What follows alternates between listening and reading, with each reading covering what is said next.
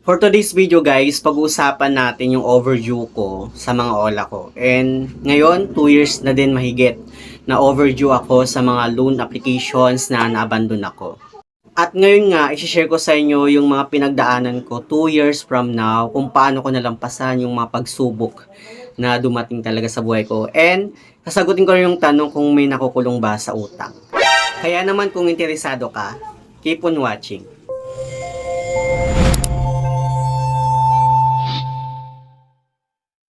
Hi guys, it's Ciel Mariano and welcome back to my YouTube channel. At kung hindi ka pa nakakapag-subscribe sa aking YouTube channel, please subscribe. Dahil palagi ako nag-share at nag-review ng mga loan applications or OLA dito sa ating channel. So ayun nga, isi-share ko nga dito sa ating topic ngayon kung ano yung mga pinagdaanan ko 2 years from now sa mga OLA na nautangan ko, like kung paano ko nabaon sa OLA. Actually, ilang beses ko na siyang shinare sa mga video ko, sa mga vlog ko. But since 2 years na nga siya ngayon, gusto ko ulit magkwento kung paano ako nabaon sa OLA, paano ako nalubog sa tapal-tapal system. 2 years ago, first na nautangan ko nga si Tala. Actually, hindi pa ako familiar sa mga OLA nun kasi takot akong umutang sa online. And yun nga, naghanap ako ng mga mauutangan kasi sobrang hirap talaga ng arawan. So, first na nautangan ko si Tala, then sumunod si OLP, si Feso Ready, then si Bilis, nakilala ko si Bilis. Actually, first pala dati talaga na nautangan ko si Bilis, pero since hindi pa ako familiar nun, hindi ko alam na nagpapautang pala si Bilis. Actually, na-share ko na ito sa vlog ko, if ever na gusto nyo siyang panoorin, ayan yung kanyang thumbnail or ilalagay ko lang sa may description box or sa may comment section yung link para if ever na gusto siyang panoorin, madidiretso na kayo doon sa video para hindi ko na sasagutin or hindi na ako magkukwento ng mas mahaba kasi naikwento ko na talaga siya dati sa ayan, dito sa vlog ko na to. So fast forward, dumating na din talaga ako sa point ng tapal-tapal system, yung tipo na yung uutang ka sa isang OLA, hindi para magamit mo siya sa pangnegosyo mo, pangpuhunan, kundi ipangtatapal mo siya dun sa isa mong OLA, which is sobrang hirap, hindi ka talaga makakalabas sa ganun. Kasi most of them na mga OLA, 7 days repayment lang, tapos every 6 days nang haras ka, nananakot na agad sila kapag once na hindi ka nakapagbayad on time or nagbibigay sila ng time or yung time habawa pang 7 days mo na, bibigyan ka na ng time kung kailan dapat ma-settle mo na yung loan mo sa kanila. And by that time, sobrang takot na takot akong maharas ng mga OLA. So, tinatawid ko talaga silang bayaran. Dumating sa point na nalubog na yung tindahan ko. Tapos na isang lakaw pa yung cellphone ko para makabayad sa mga OLA. Tapos dumating sa point na muntik ko nang maibenta yung refrigerator na napundar ko para lang makabayad sa OLA. Pero hindi pa rin talaga siya sapat yung pagsangla ko cellphone ko. Hindi pa rin siya sapat na mabayar yung mga OLA kasi sobrang lalaki talaga ng mga interest nila. Meron pa nga yung time na kahit bumabagyo, grabe, sobrang hirap nilang pakiusapan. Na kahit ilang beses kang makiusap na pwede the next day na lang kasi sobrang lakas ng hangin, sobrang lakas ng ulan, at hindi ka talaga makakalabas ng bahay, hindi ka makapag-cash in. Andun talaga yung pambabantat pananakot talaga na sa text at tawag, grabe yung pananakot nila. So ako, ang nangyayari, ginagawan ko talaga yung paraan or naghahanap talaga ako sa iba na kung saan pwede akong makahiram sa kakilala ko, tas babalik ko na lang after, ganon. Mostly yung mga nangaharas talaga is yung mga OLA na 7 days repayment. Sila yung mga OLA na 6 days pa lang, andyan na agad, magte-text na yan agad sila na may kasamang pambabanta. Na kapag once na hindi ka nakabayad sa mismong due date mo, ipopost ka daw na sa Facebook, tawagan daw ng mga contact reference mo, ganon. Then, pagdating ng due date mo, bibigyan ka na ng oras na dapat ganitong oras, masasettle mo na yung loan mo, which is, mostly ang binibigay lang sa aking oras is 11 a.m. Dapat 11 a.m. magre-reflect na yung payment ko sa kanila. Pag once na hindi pa nag-reflect, andyan na, mag-i-start na natatawagan nila yung mga contact reference mo. Until hindi ko nasusunod yung ganun na 11 a.m., naglumalampas ako doon, tinatawagan na nila yung mga contact reference ko at nambabanta na talaga sila. Sobrang depressed ako nung time na yon at hindi ko na alam gagawin ko. Ubos na rin ako. Hindi ko na alam kung saan ako kukuha ng ipambabayad ko sa mga OLA. Kasi yung mga inuutang ko sa OLA ng mga 7 days repayment or pati kay Bilis na mga inuutang ko kay Bilis, which is legit pa yan si Bilis sa si Tala, na ibabayad ko din sa iba ko pang OLA para lang maitawid ko yung mga yung takot ko sa mga pambabanta nila. So dumating talaga sa point na ubos na ako, wala akong pambabayad, hindi ko rin naman napapakinabangan yung mga utang ko sa nila, which is na dapat na gagamit ko siya pang puhunan ko sa negosyo, hindi ko napapakinabangan. Until dumating sa point na hindi ko na alam kung ano gagawin ko, wala na talagang pambabayad. Tapos, nakiusap na ako sa mga OLA agent na with ganitong di ako magbabayad, hindi ko na talaga kaya. Ang hirap ng pag-usapan, ng babanta talaga sa tinatawagan na yung mga contact reference ko. Until nanonood ako ng mga video sa YouTube kung paano nila nalampasan yung mga OLA journey din nila. Even sa post sa mga Facebook group ng mga OLA victim, nagbabasa ako doon para matanggal talaga yung depress ko, para kahit papaano males yung depression ko. And by that time pala, no, halos hindi na rin ako lumalabas ng bahay. Kasi pag lumalabas ako, tapos pumupunta ako parang sa palengke, mga ganyan. Tapos tinitingnan ako yung mga tao, feeling ko, parang natatakot ako kasi baka alam nila na isa ako sa mga nag-abandon na sa mga OLA or na-post na ako sa Facebook, baka pinost na ako doon na scammer ako, ganun. So, medyo natatakot na akong lumabas, tapos doon ako nagkukulong lang ako sa kwarto, iyak na ako ng iyak.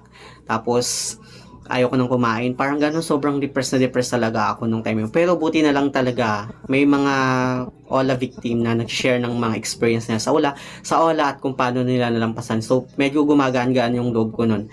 Pero mabuti na lang talaga, may mga OLA victim na nag-share ng mga experience nila at hanggang sa nalinawan na ako na hindi pala dapat tayo matakot sa mga pambabanta at mga pananakot nila kasi lahat pala yon is mga scripted lang. Dapat hindi sila kinakatakutan kasi hindi naman na kayang gawin yung mga pananakot nila. Although may mga nagagawa talaga sila, which is yun, nagpo-post sila sa Facebook, yun lang naman yung kaya lang gawin. Until dumating na yung point na hindi na ako nagbayad sa mga OLA ko, naman nangharas sa akin. Kasi sobrang hirap din ang pakiusapan.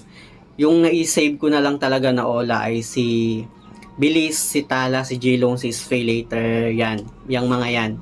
And si Digido tsaka si OLP, kasama sila sa mga OLA na hindi ko na nabayaran kasi like sobrang laki ng interest ni Digido. Yung penalty ko sa kanya sobrang laki, everyday yung pine-penalty niya. So sabi ko na lang sa sarili ko na babayaran ko si Digido kapag once na nag-offer na lang siya sa akin yung amount lang na na-receive ko sa kanya. Even si OLP. So for that time si OLP sa akin naman okay siya kasi may natatanggal ka doon na parang para mag-less yung interest niya. And mas okay pa nga si OLP compare doon sa mga OLA na 7 days repayment nung time na yon. So, anong nangyari sa akin last 2 years ago? Okay, yun nga, nung 2023, hindi na ako nakapagbayad ng OLA ko. And 2024, mga March last year, nagtry akong kumuha ng motor or motor loan, ganon, doon sa mismong Honda brand. Nagtry ako kasi gusto ko may panggagamitan ako for my service. Kasi nga, di ba may negosyo ko, kailangan ko ng motor. Pero nung time na yon hindi ako maasa na ma-approve ako kasi alam ko sarili ko na marami nga akong mga nabandona na OLA. So baka ma-reject talaga ako. Pero nung time na yon after mga 1 week yata, na-approve ako, so sobrang tuwang-tuwa ako. Ibig sabihin, hindi nila nasilip yung mga nabandona ko na OLA or yung mga fast due na OLA ko. Pero after mga May yata yon may nagpunta dito sa amin, nag-offer ng cash loan, which is yung BPI Bank. BPI Bank, parang ganon. So, nag-apply ako doon, 50,000 para sabi ko, kailangan ko yun para sa pangdagdag ko sa puhunan ko. Baka ito na yung sagot para madagdagan yung pangpuhunan ko sa tindahan ko. Pero hindi ako na-approve kasi nasilip nila yung mga past due na OLA ko. So, yun yung magiging consequence natin kapag once na hindi tayo nakapagbayad sa mga OLA natin or marami tayong mga fast due na OLA na sisilip yan ng mga bangko na once na mag-a-apply tayo ng loan sa nila. Especially, kapag once na hindi natin nabayaran yung mga OLA na registered ng SEC or CIC, nag-report yan sila. So time na yon hindi ako na-approve sa BPI. Nagtanong ako kung bakit hindi ako na-approve. While dun sa motor loan, tsaka meron akong microfinance dito sa amin. Sabi nila magkakaiba daw yon. Yung sana daw is international. Talagang nasisilip talaga nila yung mga parang yung credit history mo ganon. Niyakap ko na lang yung reality na hindi na ako maasa na ma-approve ako sa mga bank kasi alam ko na kapag once na nag-apply ako, ma-reject lang din ako kasi nga masisilip nila yung credit history ko. Pero so far, thankful pa na ako kasi andyan si Bilis. Which is dati, di ba, nag-start lang ako sa 4,000 ng credit limit. tumataas yung credit limit ko sa kanya, and last month nga tumaas yung credit limit ko sa kanya ng 10,000. At ngayon, yung total ng credit limit ko na kay Bilis is 43,000 plus. So, sobrang thankful ako kay Bilis kasi kahit papaano pinagkakatiwalaan pa rin ako ni Bilis. Even si Tala, tumataas din yung credit limit ko sa kanya, pero 500 lang, pero okay na din, at least nakakapag-reloan pa rin ako sa kanya. Si J-Loan, tumaas din yung credit limit ko sa kanya, and ito pa yung pinakalasa, kahit meron akong bad credit history, na-operan pa rin ako ng loan dito kay Maya Business, which is yung Maya Advance loan niya. So guys, yung advice ko lang sa inyo, hindi nyo na talaga kayang bayaran yung mga online yun, especially yung mga online na 7 days repayment, try nyo lang naman silang pakiusapan kung kaya pa silang pakiusapan. Pero alam ko naman talaga na sobrang hirap ng pakiusapan. Pero syempre, utang is utang. Kailangan talaga nating bayaran yan. Nasa inyo na lang kung babayaran nyo pa ba. For me kasi, nung time na yon, gusto ko sana silang bayaran. Pero since binantaan na nila ako nung time na yon, at tinakot, at tinawagan na rin nila mga contact reference ko, which is mga contact reference ko naman tumatawag na sa akin, bak kinukulit daw sila ng ganito, sino daw yung ganito, sino daw yung ganon, until dumating sa time talaga na nawalan ako ng ganang bayaran sila. Kahit sobrang sinabi ko naman na babayaran ko sila ng ganitong day para matapos na ganun. Pero ang hirap nga ng pakiusapan at tinatawagan na rin nila yung contact reference ko. So yung advice ko lang sa inyo, if hindi na talaga kayang bayaran, huwag kayong matakot sa mapambabanta na kasi lahat naman yun is scripted lang. Yung kaya lang naman ang gawin is ipopost ka sa Facebook yung mga yan, tatawagin yung mga contact reference mo, ipapahiya ka sa kanila. Yun lang yung kaya lang gawin, pero yung hindi na kayang gawin, hindi ka nila kayang kasuhan. And guys, wala pong nakukulong sa utang. Pero syempre, haharapin natin yung mga consequence natin kapag once na hindi tayo nagbayad sa mga OLA. Like, may hirapan na tayong makapag-loan sa mga future loans natin sa mga bangko. So, huwag na tayong mag-expect na ma-approve pa tayo. Kung ma-approve man tayo, this sobrang swerte na natin, di ba? At yun lang naman yung gusto kong i-share about sa OLA journey ko. And ngayon, sobrang happy na ako. Hindi na kagaya ng dati, last year, way back 2023, na sobrang depressed ngayon. Mas magana yung buhay ko. And yung mga OLA na nangharas sa akin, most of them, wala na sila sa Google Play Store. Tinanggal na sila sa Google Play Store. So, yun lang naman. Sana meron kayong natutunan about dito sa ating topic ngayon. At kung meron ka namang natutunan, huwag mo rin kalimutan na mag-like, share, subscribe sa aking YouTube channel, and click the notification bell para lagi kang updated sa mga susunod na video. Thank you guys, thank you for watching, and see you on my next video. Bye!